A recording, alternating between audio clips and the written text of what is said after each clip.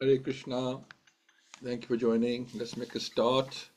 New chapter today, chapter 11, and we shall go through that in a few minutes. Stu Radha Madhav. Jai Radha Madhava Jaya Kunj Bihari Jai Radha Madhava Jaya Kunj Bihari Jaya Gopi Jana Vallabha Jayo Giravardhari Jaya Gopi Jana Vallabha Jayo Giravardhari Shodanandana Vraj Jana Ranjana Shodanandana Vraj Jana Ranjana Yamuna Tiravanachari Jayo Radha Madhava Jayo Kunja Bihari Hare Krishna Krishna Krishna Hare Hare Hare Rama Rama Rama Hare Hare Hare Krishna Krishna Krishna Hare Hare Hare Rama Rama Rama Hare Hare Hare Krishna Krishna Krishna Hare Hare Hare Ram Ram Ram Hare Hare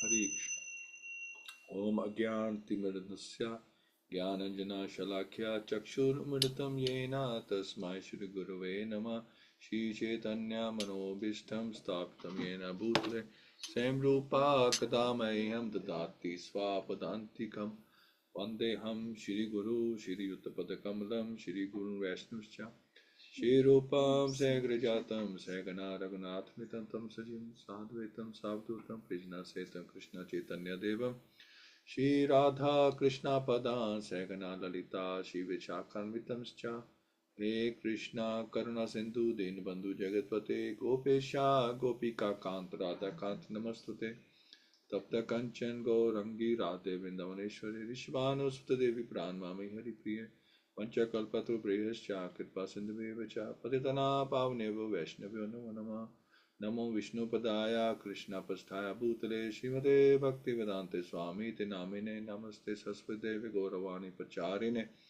Nirvishesha Shunyavadi Paschate Deshatarine Jai Shri Krishna Chaitanya Prabhu Nityananda Shri Advaita Gadadhar Shri Vasdi Go Bhakt Vrinda Hare Krishna Krishna Krishna Hare Hare Hare Ram Ram Ram Hare Hare Om Namo Bhagavate Vasudevaya Om Namo Bhagavate Vasudevaya Om Namo Bhagavate Vasudevaya Mukham Kroti Vachalam Pangum Langyate Grim Yat Kirpatam Mandashi Gurunti Dharanam Paramananda Madam Shitsaneshwaram Hari Om Tassat Narayam Namaskritya Naram Cheva Narottam Devi Saraswati Vyasam Tato Madhurya Nasta Presha Aptaresha Nitya Bhagavad-Sevayā Bhakti Uttam Shakti Bhakti Nestiki Hare Krishna. Okay, so let's first of all just see what the contents of the chapter are. Hope you can all see. So there's 39 verses to this chapter. Lord Krishna's entrance into Dwarka. So verses 1 to 3, Lord's conch shell sounds heralds his arrival, so which threatens fear personified and dispelled dejection of citizens. So we will read that in a few minutes. And then 4 to 10, citizens welcome the Lord.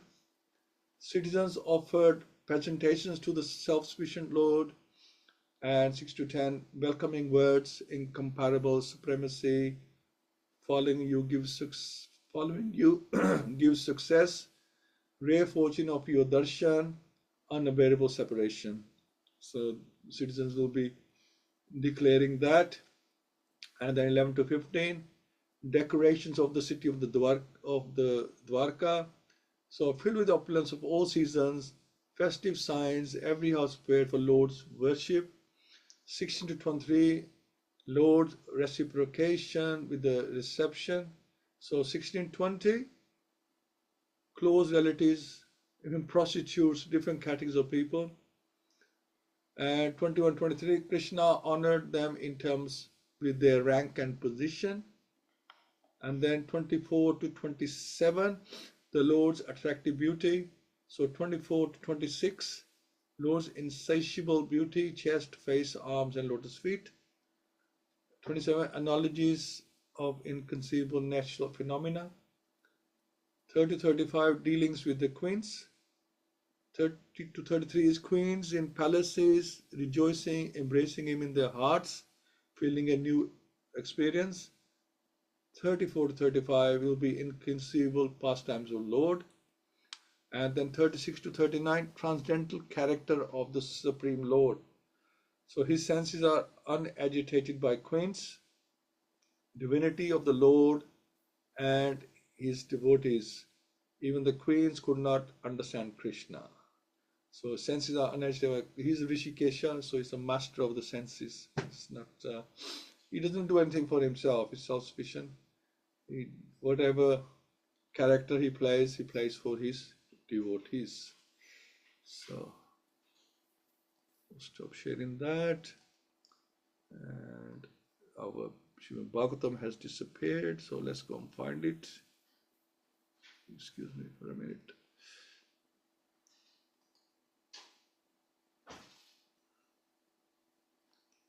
Okay.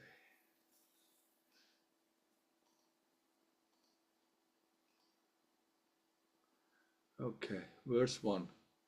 Sutta vacha anartanso upavrajya svardhan janpadan svakan tadmau darvaram tesham vishadam shamyan iva.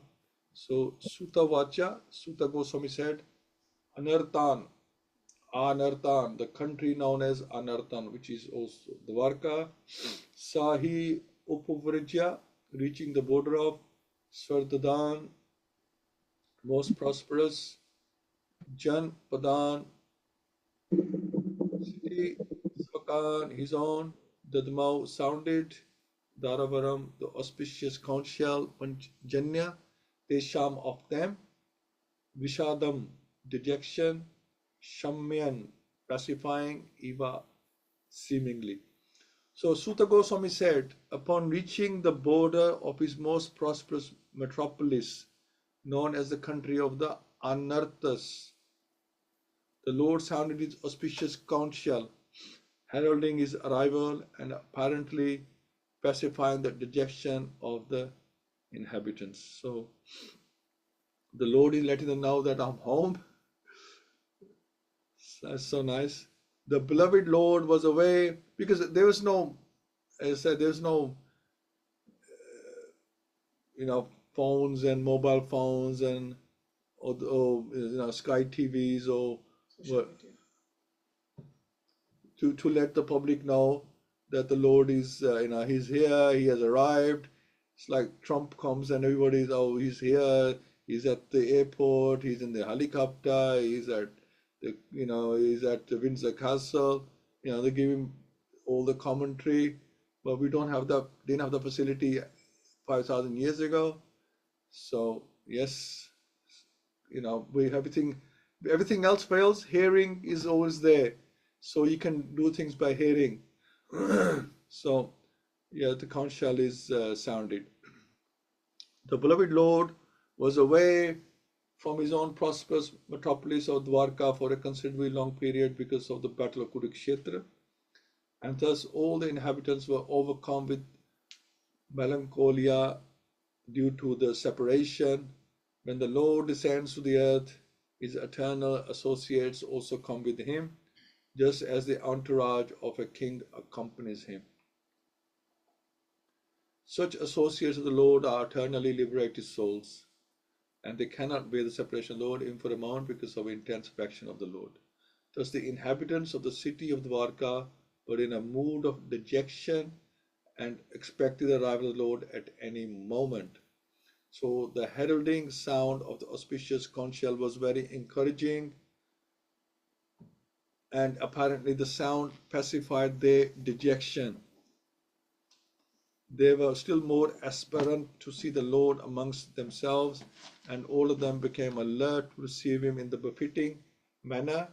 These are the signs of spontaneous love of Godhead. So they were really desperate to receive him.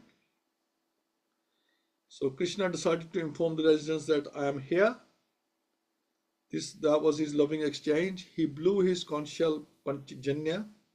You can only know its unique sound if you have love for him. At the battlefield, it shattered the heart of the enemy. Here it caused excitement within the residents. So, yeah, this is interesting because when Krishna blew the conch at the battlefield, it scared the hell out of everyone on the opposite side. But here, when he blows it, everybody got excited that Krishna's here. It's like the example of the lion, lioness carrying his child. The same teeth can carry the child so nicely, and for the prey, is curtains, it's death.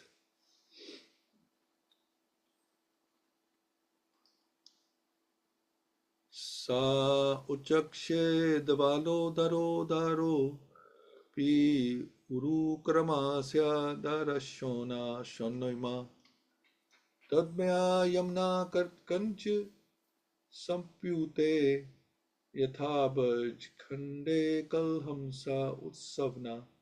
So saw that uchakshe became brilliant, Daval udhara, white and fat, bowled, Tara conch shell api, although it is so, Uru Karamasya, of the great adventurer, Adharoshona, by the transcendental quality of his lips, Shonima, reddened, Datmaya Manaha, being sounded, Kar Kanch Sampute, being caught by the grip of the lotus hand, Yatha as it is, Abj Khande, by the stems of the lotus flowers, Kal Hamsa, ducking swan, Utsavna, loudly sounding.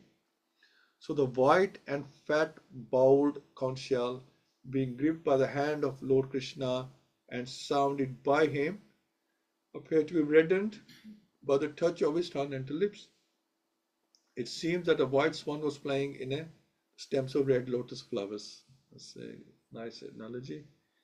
And so the redness of the white conch shell due to the lip touch of the Lord is a symbol of spiritual significance. The Lord is, O spirit, and matter is ignorance of his spiritual existence. Actually, there is nothing like matter in spiritual enlightenment. And this spiritual enlightenment takes place at once by the contact of the Supreme Lord Shri Krishna. The Lord is present in every particle of all existence, and he can manifest his presence in anyone by ardent love and devotional service to the Lord, or in other words, by spiritual contact with the Lord. Everything becomes spiritually reddened like the conch shell in the grip of the Lord. And the Paramahansa, or the supremely intelligent person, plays the part of the ducking swan in the water of spiritual bliss, eternally decorated by the lotus flower of the Lord's feet. So Krishna's lips are reddish. When he touches the conch shell, it gets affected. The conch shell became colorful. Everything Krishna touches becomes affected. So we hold on to Krishna's feet, then we will also be affected, will be spiritualized. Just like putting a hot bar metal in fire, Srila Prabhupada explained that also becomes fire, becomes red hot like fire. So like that, wherever Krishna touches will be spiritualized. Very nice.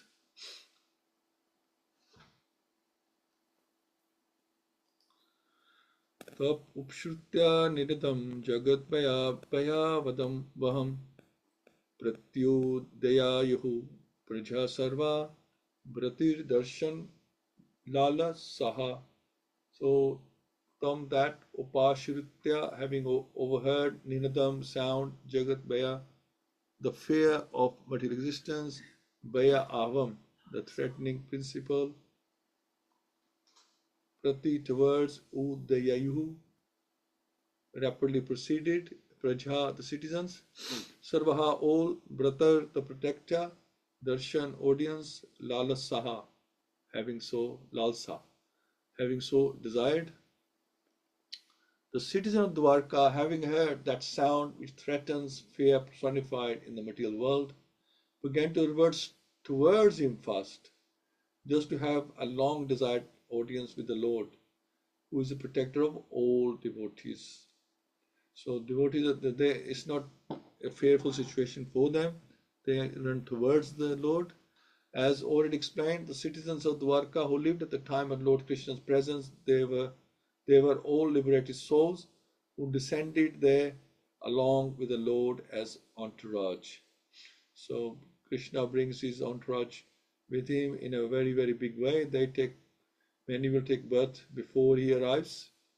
They will be his elders, and then many might take birth after his arrival or at the same time. All were very anxious to have an audience with the Lord. Although because of spiritual contact, they were never separated from the Lord. Just as the Gopis of Vrindavan used to think of Krishna while he was away from the village for cowherding engagements, the citizens of Dwarka were all immersed in thought of the Lord while he was away from Dwarka to attend the battle of Kurukshetra. Some distinguished fiction writer in Bengal concluded that the Krishna of Vrindavan, that of Mathura, and that of Dwarka were different personalities. Historically, there is no truth in this conclusion. The Krishna of Kurukshetra, the Krishna of Dwarka are one and the same personality. The citizens of Dwarka were thus in a state of melancholy due to the Lord's absence from the transcendental city. As much as we are put in a state of melancholy at night because of the absence of the sun, the sound heralded by Krishna, Lord Krishna, was something like the heralding of the sunrise in the morning. So all the citizens of Dwarka awoke from a state of slumber because of the sunrise of Krishna, and they all hastened towards him just to have an audience. The devotees of the Lord know no one else as protector. Very nice. So he's seen like the day has broken when Krishna comes. This sound of the Lord is identical with the Lord. Excuse me. As we have tried to explain by the non-dual position of the Lord, the material existence of our present status is full of fear. Out of the four problems of material existence, namely the food problem, the shelter problem, the fear problem, and the mating problem. So eating, sleeping, mating, pairing. The fear problem gives us more trouble than the others. We're always fearful due to our ignorance of the next problem. The whole material existence is full of problems, and thus the fear problem is always prominent. Because we have three types of miseries, Adibhotik, Adidevik, Adiatmik, and we are always fearful of these problems. We're fearful of disease, we are fearful of other people, and we are fearful of what we might get, earthquake, tsunami, or something ridiculous will happen. Like that, we're always fearful. We're fearful of other people as well. Adibhotik, that somebody might do this, somebody might do that, somebody will say the wrong thing, somebody will upset me, the taxman will send me a big bill.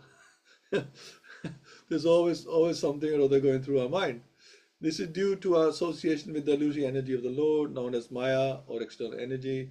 Yet all fear is banished as soon as there is the sound of the Lord. represented by his holy name as it was sounded by Lord Shri Krishna Mahaprabhu in the following 16 words. Hare Krishna, Krishna Krishna, Hare Hare, Hare Ram, Ram Ram, Hare Hare. You can take advantage of these sounds and be free from all threatening problems of material existence. So the more you Krishnize yourself, less fear there will be. If we are still fearful of the three types of miseries, then it really means that we need to Krishnize ourselves a bit more. And I include myself in that category for sure, because it's natural. We are fearful. It just means that we don't have Krishna in the center of our lives. That we think we are the controllers, and we fear things. One thing or other, is some kind of fear is always going through our mind. There's an example that just say we are walking through a dark alley, and we see a figure coming from the opposite direction who's a lot bigger than us. We get fearful that this person might rob us, right? He'll take away our possessions. But then you see right behind him even a bigger figure coming. It's a policeman. You can see the outline of the uniform. It's a policeman, and he has a gun as well. And then your fear will diminish, thinking it's okay, my protector is here. I will be saved. There won't be any problems. So it's like that. Fear is always there. Fear has not gone away, or the problem has not gone away, or the possibility of problem has not gone away. But when we put Krishna as our protector, then the problem, we don't think much of the problem, because we know Krishna will protect us somehow. So it's like that. So we put Krishna as the policeman, with a bigger policeman with a gun, then we don't need to worry about the robber. The robber is still there, but we know the protector's there as well. So that's the attitude we need to manifest in ourselves. So the residents began to run, leaving behind everything what they were doing. They were eager to see Krishna. The citizens were bewildered why Krishna was away in Kurukshetra for so long. Krishna is presenting himself through the conscience that are home. That is not different from Krishna. The residents recognize the sound and it touches their heart. We should be having the same experience by chanting the Hare Krishna Mahamantra. So there's a recommendation here. We can do it like that. We can invite Krishna by chanting. Tatropanita balayo rave deepam ibhadritaha atmaramam purn kamam nij labena nityada priti atpula mukha prokur harsh gadya gira petram sarva surdam avitaram ivar bakaha. So tatra thereupon Upanit having offered Balya presentations, Rave up to the sun, Deepam lamp Eva like, Adritaha being evaluated, Atam Aramam unto the self-sufficient, Purn Kamam fully satisfied, Nich Labena by his own potency, Nityada one who supplies incessantly, Priti affection, Utful Mukha cheerful faces, Prokuhu sad, Harsh gladdened, Gadgadya ecstatic, Gira speeches, Pitram unto the father, Sarva all, Surdam friends, Ivataram the garden, Evilike, Arpakaha boards. Citizens arrived before the Lord with their respective presentations, offering them to the fully satisfied and self-sufficient one, who by his own potency incessantly supplies others. These presentations were like the offering of a lamp to the sun. Yet the citizens began to speak in ecstatic language to receive the Lord, just as wards welcome their guardian and father. So Srila Prabhupada explains that Supreme Lord Krishna is described herein as Atmaram. He is self-sufficient, and there is no need for him to seek happiness from anything beyond himself. He is self-sufficient because his very transcendental existence is total bliss. He is eternally existent. He is all cognizant, full of knowledge, and all blissful. Satchit Anand. Therefore, any presentation, however valuable it may be, is not needed by him. But still, because he is the well-wisher for one and all, he accepts from everyone everything that is offered to him in pure devotional service. So Krishna doesn't need anything. He just accepts our love and our offering, or the symbol of our offering. It is not that he is in want for such things, because the things are themselves generated from his energy. The comparison is made herein that making offerings to the Lord is something like offering a lamp in the worship of the sun god. Anything fiery and illuminating is but an emanation of the energy of the sun anyway. And yet to worship the sun god, it is necessary to offer him a lamp. In the worship of the sun, there is some sort of demand made by the worshipper. But in the case of devotional service to the Lord, there is no question of demand from either side.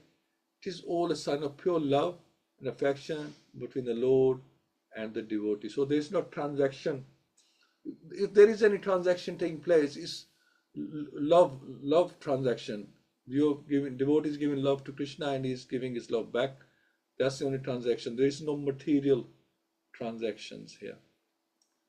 The Lord is the Supreme Father of all living beings, and therefore those who are conscious of this vital relation with God can make filial demands from the Father, and the Father is pleased to supply the demands of such obedient sons without bargaining. The Lord is just like the desire tree, and from him everyone can have everything by the causeless mercy of the Lord.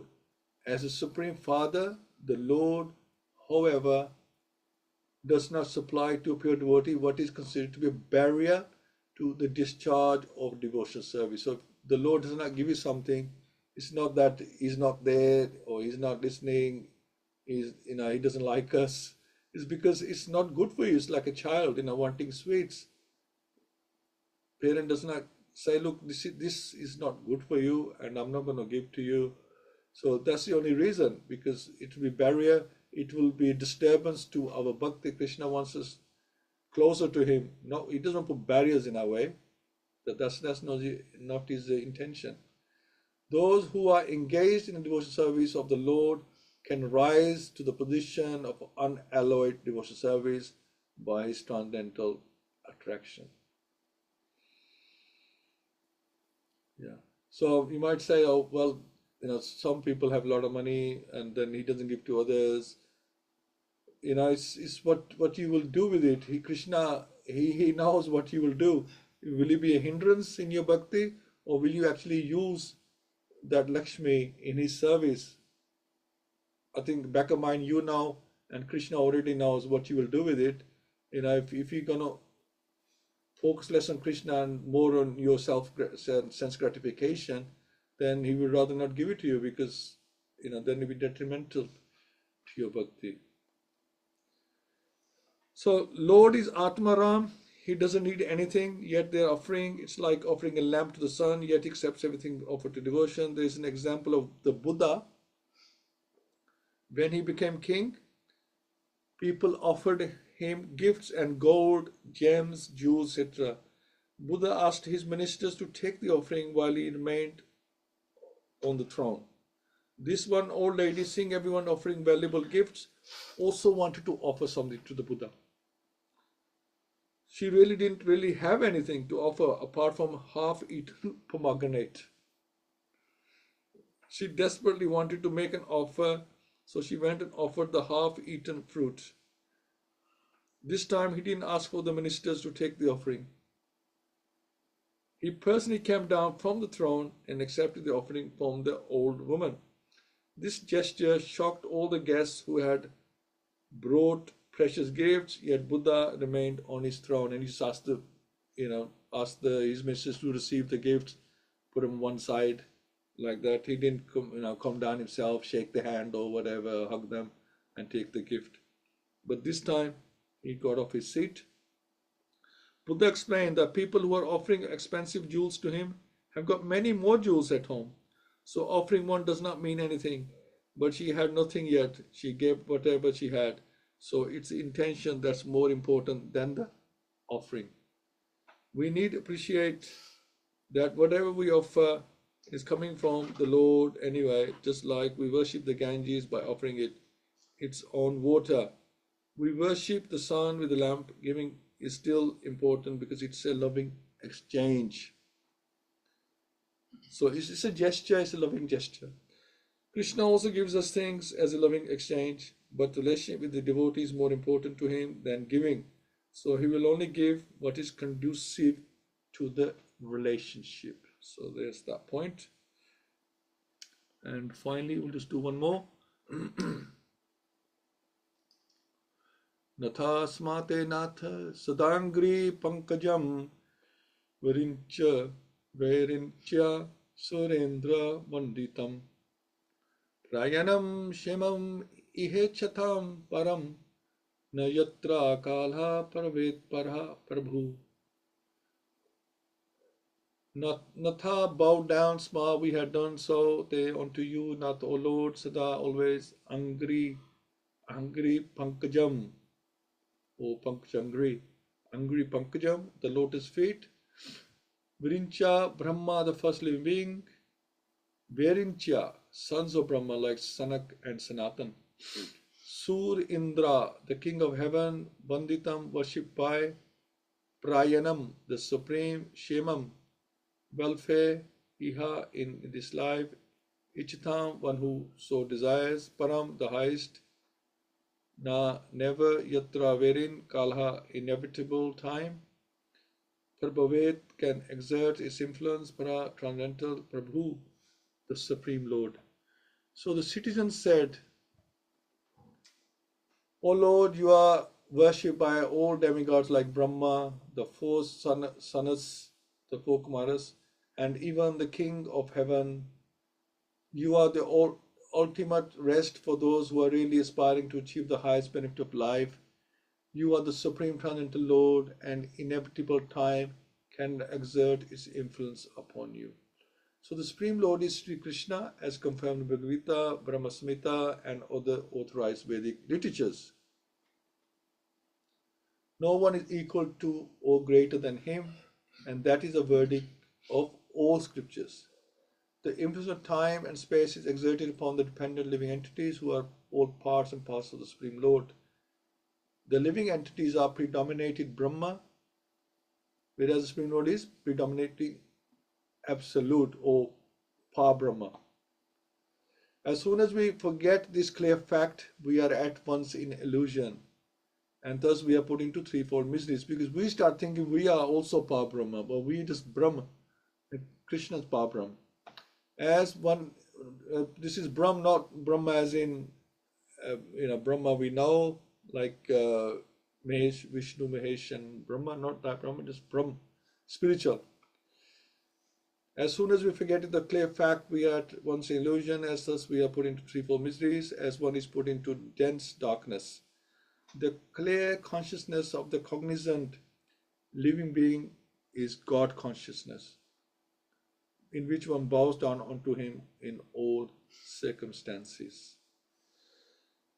So, see if there's anything on number 6.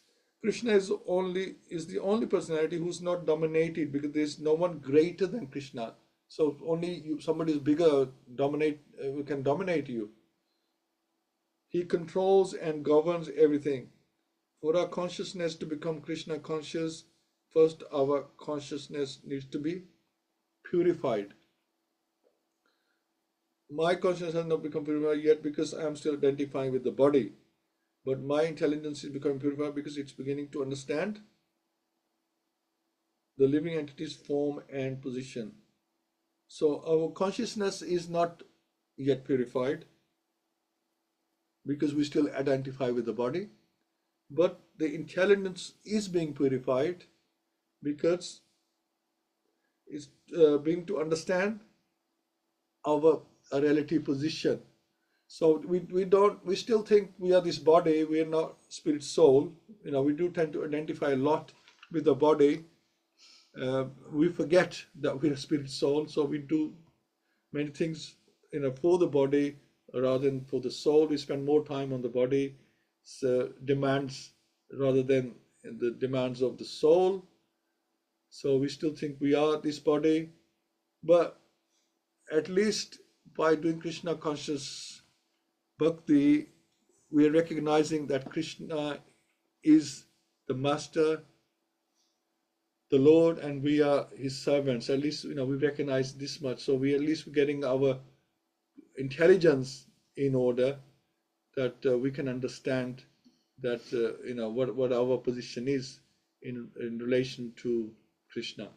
And while we do that, so eventually we have to, this is a band, and then we have to realize what process we need in that relationship, and what the result of the relationship will be, love of God. So once we start working on that, slowly we realize that we are not this body, we are a spirit soul. So need to stop here, I think, and let's share some views and realizations. Okay, and nice. I think we'll go with Hina Mataji first of all, and then Kiran Prabhu. Hare Krishna. Hare Krishna, Prabhuji. Hare Krishna, everyone. Thank you so much for class. Please accept my humble obeisances. All glories to Srila Prabhupada. I think for me, some of the key notes that I made was around anxieties, and how anxiety is almost a good indicator, almost of how surrendered we are to Krishna. It can be used as almost like a barometer to check how far we are surrendering to him, and how we're also progressing on our devotional path. And I was thinking about how Srila Prabhupada was such a great example of somebody who was so surrendered to Krishna that there was no room for fear. And as his name suggests, he was completely fearless. He was completely dependent on him, from coming to the West and all the challenges that he had with the movement in the early days. You could tell the level of reliance that he had on Krishna, and allowed him to push ahead, essentially. And also I made some notes just around how Krishna deals with love only. He only deals in love, essentially, and only looks at the level of our sincerity and towards him. He knows our heart, and we can't deceive him for that reason, regardless of whether we maybe show some grand gestures, etc. But if our intent isn't aligned to that, then that's what he looks at. That's the main thing, essentially. So that was it from me. Thank you so much. Thank you, Prabhu. Hare Krishna, everyone. Thank you so much, Mataji. Yeah, I mean, for first point, yes. So three miseries are always there, and we are fearful of them, or we're not fearful of them, depending on our Krishna situation, Krishnizing stage. So the three miseries are always there, because that they are part of this material world. So they're not going to go away. They will always be there. It depends on how we see them accordingly. And sorry, Mati, what just the second point just slipped now. No, it's okay. I'll come back if I remember it. So we'll go to Kiran Prabhu. Hare Krishna, Prabhu. Hare Krishna, everybody. Yes, Krishna has left Hastinapur, and with great lamentation for the inhabitants in Hastinapur, whereas the inhabitants of Dwarka are now relishing the arrival of the divine. And Dwarka, as we see today, is a lovely area, but Dwarka in those days, 5,000 years ago, was an even more opulent place, and the relics of which are in the Arabian Sea and not accessible to the general public because of its historical value. There are Dwarka as it was, and it was an amazing, amazing, opulent city. And this was the place of where Krishna resided with all his queens. And of course, the arrival of Krishna was accompanied by the Panchajanya. Two different sounds you can hear. A sound when it's a battle cry, when on a field of battle or war, there is a prospect of imminent death. And the arrival of the divine has a different sound. But the Panchajanya can emit a sound like no other, which can engender not only ecstasy, but also fear. And the fear was for those who were on that field of battle, and particularly those who were of the demonic type of characteristics. However, the arrival of the Lord was a celebratory type of an experience. There was spontaneous attraction for the arrival of Krishna. And the inhabitants of Dwarka were happy to receive their Lord, because he is the one who dispels and dismantles and disentangles all our miseries, the miseries of other people, what they may do to us, or what we may do to other people, the prospect of disease and death that's inevitable. However, this is part of the wheel of life. And natural disasters will come and go. It happens because when we infringe with the laws of nature, we will get floods, pestilence, famine, and war, because when there are these aspects of famine, pestilence, other people think they'll need more land and they'll need more sustenance and natural resources, and then people go to war. However, the arrival of Krishna was, why fear when I'm here? I will dispel all your difficulties. And we don't need to be so philosophical, knowledgeable, although I actually think knowledge and philosophy is the aspect that enhances our spiritual journey. But there are those who will just chant and who will just light a diva. And Krishna will accept that with love. Anything that's done with affection, attention, intention, and in sheer reverence of Krishna, he will receive with unconditional love. Love is what makes the world go round. That's all Krishna is interested in. He's not interested in your food. He's interested, of course, your bhojan is important. Of course, our food that we present to the Lord is our offering. A leaf, a flower, water, fruit is more than enough. However, Mother Yashoda knew my Lala had been trying to hold Govardhan for 7 days. So she did the chop and bog. But we don't have to do that daily. Simplicity in our offering is all that's required. Just offer with love and affection. And This is where the difficulties arise. Simplicity. He is the topmost, but people forget that they do offerings to all other demigods, deities. We can be missing the mark. And those who know the Bhagavatam and the Bhagavad-Gita, it's Krishna who is speaking and talking to Arjuna. He is reciting and informing the whole of humanity.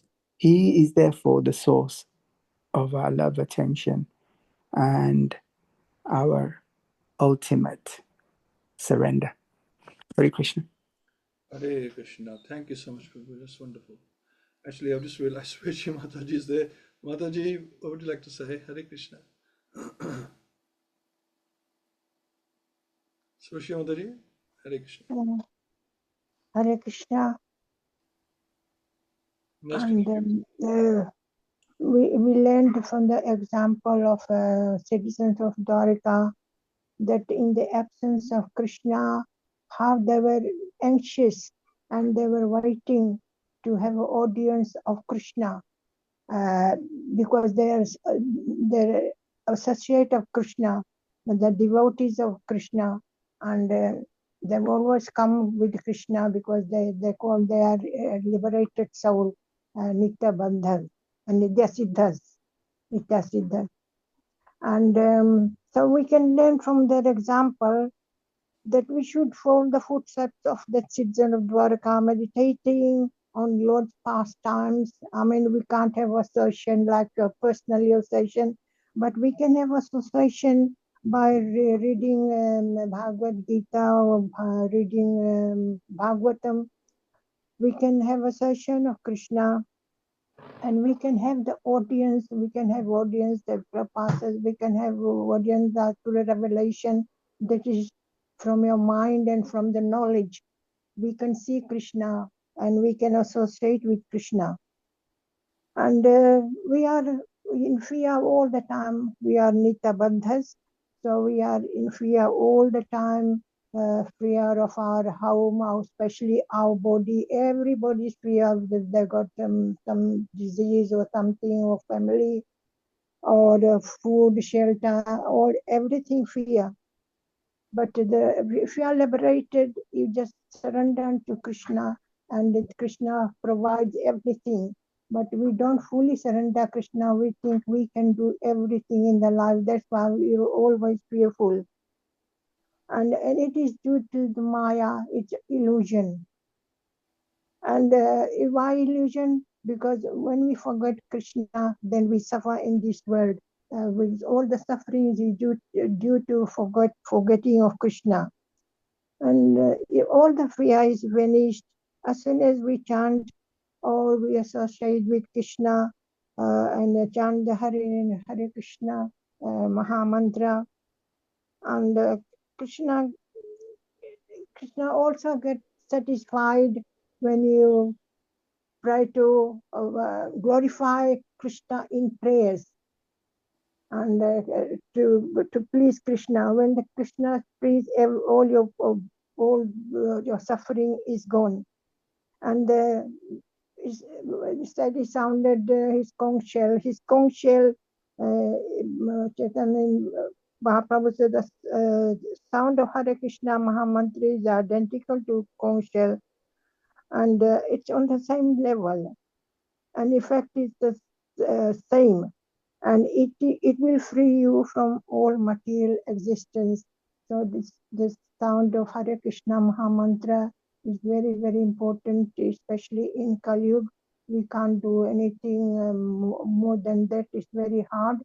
And so Chaitanya Mahaprabhu made it very easy for us to chant this Maha Mantra. And then when you chant Maha Mantra, we are associating with Krishna. Like Dwarka people, they associate with Gita, but we can by chanting Hare Krishna Maha Mantra or by reading. When you holding Bhagavatam in your hand, that means you are holding Krishna. And that you are personally associating with Krishna in that way. We can't see Krishna, but we are associating with Krishna. Hare Krishna. Hare Krishna. Thanks so much. Yeah. Can't do anything else. We can all hear. And Kali Yuga, very important to hear the holy name. And just think that when a child, soon as he's born, he can't probably open his eyes. He cannot speak, but he can definitely hear.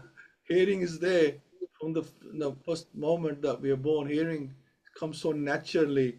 And in the Kali Yuga, it's recommended just do the easiest thing. Hearing, everybody can hear. Animals can hear, even if they can't speak, they can hear. So hearing is, which is the easiest thing to do, is seen as the most important thing. Sharvana. Thank you, Antaji. Ajay Prabhu. Hare Krishna. Hare Krishna. Okay. So, yeah, so I think the one thing I took from this verses was that something I always appreciate about Krishna is that he's Atmaram and that he's self-satisfied. I think we take that for granted, but if you think of it, that he doesn't require anything. He's happy within himself. He is everything. He's the cause of everything. Sarva Karana Karanam, cause of all causes.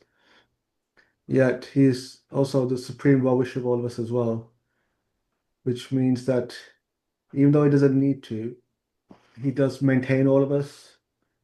He's through his external energy, this material world is run as such, and the opportunity is given us to come back to him.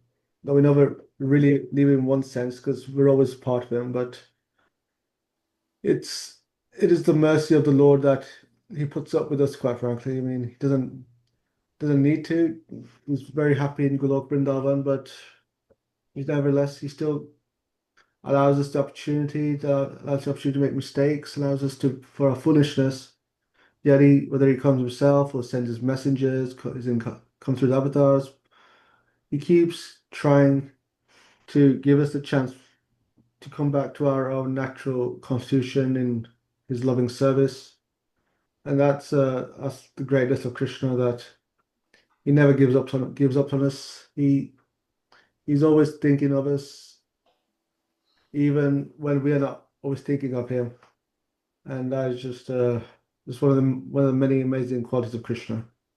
Haribol. Haribol, thank you so much. Yeah, I'm just thinking how much chances Krishna gives us.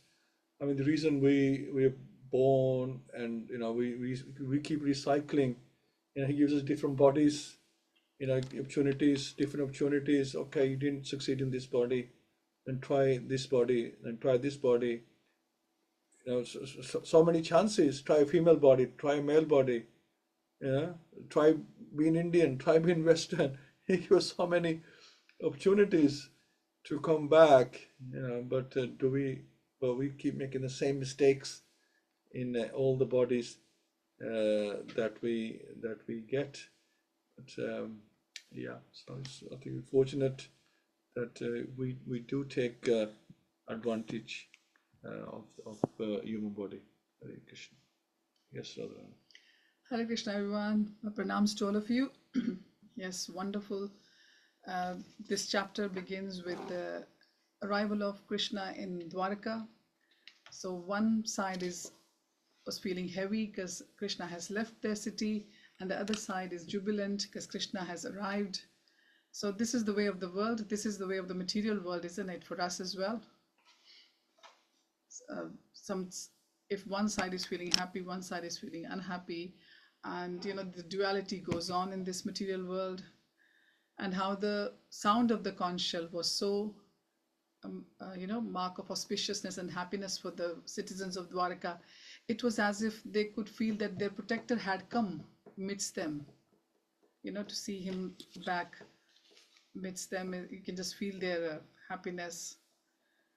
And also, yes, the importance that we have to remember, Krishna is Atmaram. He's self-sufficient and he's Punyakam. He's fully satisfied. And the reason we are in this world, in this material world, not serving him there in the Golok Vrindavan, in the spiritual world, is because we wanted to enjoy ourselves, to be independent. And look at the results of, trying to be independent. It's not good, is it? We have got to live with fear. And this world has been designed by Krishna as such, by the superintendent, whose superintendent is Durga Devi, Maya Devi. Fear is there. Because if fear wasn't there, excuse me, I don't think we will be lifting our fingers in any given day. We wouldn't be doing anything. It's the fear which keeps the world moving around. Fear of the country from a country, fear of us from, the threefold miseries, Adi Devik, Adi Bhautik, Adhyatmik, and then the cycle of birth, death, old age, and disease, which grips our psyche all the time. So the fear is the prominent problem, and it is only removed in this material world once we come into the association of Sri Krishna. We are reminded that what is our constitutional position and what are we here for? What have we come for in this material body, in any species, especially as human. Human is the highest of all the species, and it has got a purpose. It is reminded. And we are so lucky that we have come in that Kali Yuga, in that particular Kali Yuga, in which Krishna comes as Chaitanya Mahaprabhu, Gauranga Mahaprabhu, in Navadvip, Mayapur. So our Kali Yuga is very, very auspicious. It comes after so many billions years of cycles of the yugas, billions, trillions. I don't even have the exact count in my head. That we have Sri Krishna coming 5,000 years ago, and then we have Chaitanya Mahaprabhu coming as in the mood of his devotees. Krishna comes in the mood of his topmost devotee, Srimati Radharani, and he gives us Śrīmad-Bhāgavatam again. So how much lucky we are, we don't even know. But thanks to Srila Prabhupada, we have realized at least something. We're reminded by the association, by the sanghas, by the classes, and by the shastras, that we are still very, very lucky people, that we have done something right, that we have got in touch with these knowledge, which is eternal, which is always there, which is full of bliss. Nothing we can buy in this world which is going to make us happy. Nothing we can have, nothing we can create. It's only, the linking to these books through the parampara, to the disciplic succession, and thanks to the previous acharyas who dedicated their lives, who gave everything in the service of Lord. And this is the only thing which is going to make us happy. The sooner we know our purpose, it's better for us. And the only way to do is in this yuga is the Sankirtan movement, like Chaitanya Mahaprabhu left for us. Just simply chant the Mahamantra. Simply remember Gauranitai in your Mahamantra. Simply remember Radha Krishna. Simply remember your Ishtadevs. And that is the only way forward. That is the only way which is going to lift us up from the fearful existence of this material life. So thank you all, and you all have a nice weekend. Hare Krishna. Hare Krishna. Thank you so much. So we'll end here. Continue on Monday, same time. And like we said, that those in Hastinapur, wave goodbye to Krishna, and he's arriving back at his home in Dwarka, and see where, what happens next. Thank you so much. Granthal Śrīmad-Bhāgavatam ki jai, Srila Prabhupada ki jai, Gaura Premanande, Hari Hari Bol. Hare Hari Bol. Hare Krishna. Hari Bol. Hare Krishna. Hare Krishna. Hare Krishna.